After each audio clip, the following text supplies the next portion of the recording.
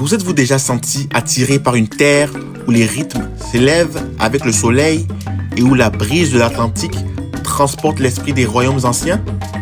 Où les baobabs se dressent tels de vieux sages et chaque battement de tambour résonne comme un battement de cœur à travers le temps? Ce n'est pas juste une destination, c'est un héritage vivant. Une danse entre l'histoire et l'espoir.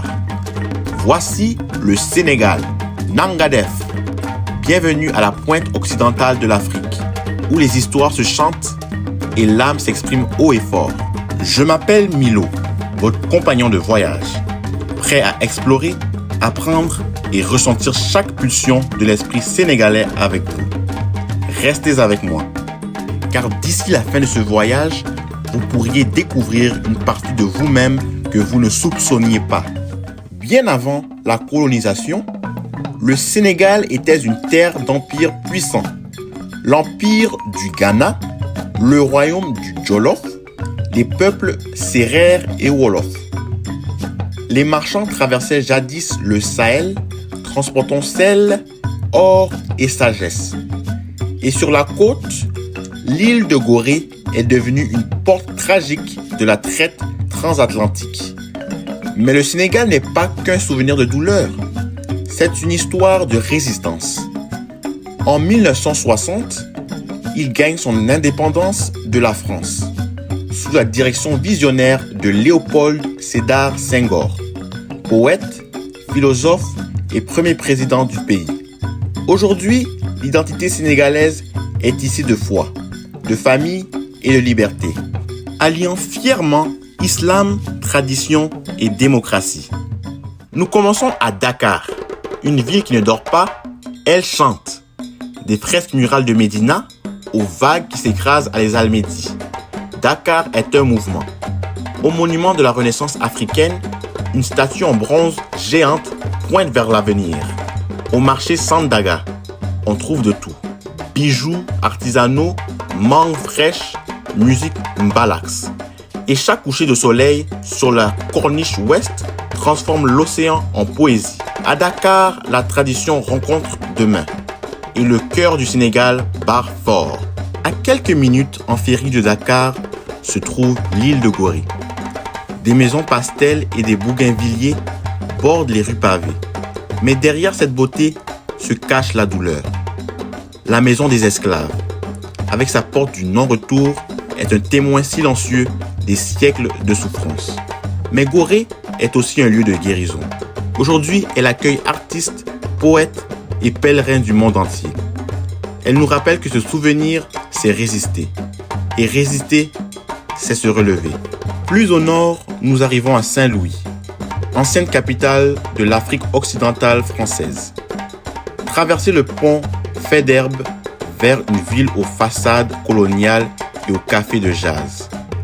Ici, l'influence française se mêle à l'élégance peul. Chaque mois de mai, Saint-Louis s'anime avec son festival international de jazz, où les saxophones dansent avec les tambours sabars. C'est un lieu où les rivières rencontrent l'océan et où l'histoire coule comme une mélodie. Connaître le Sénégal, c'est aussi le goûter.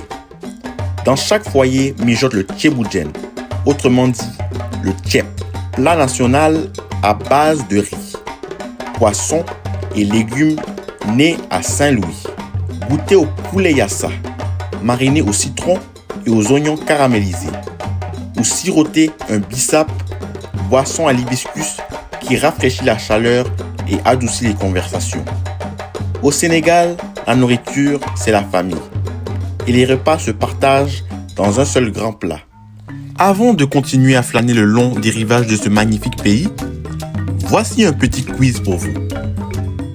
Le Sénégal entoure presque entièrement quel pays d'Afrique de l'Ouest, formant l'une des frontières les plus uniques au monde? A. La Guinée-Bissau. B. La Gambie. C. La Sierra Leone. Ou D. Le Libéria. Laissez votre réponse en commentaire. Ce pays est tellement collé au Sénégal qu'on dirait un colocataire géographique.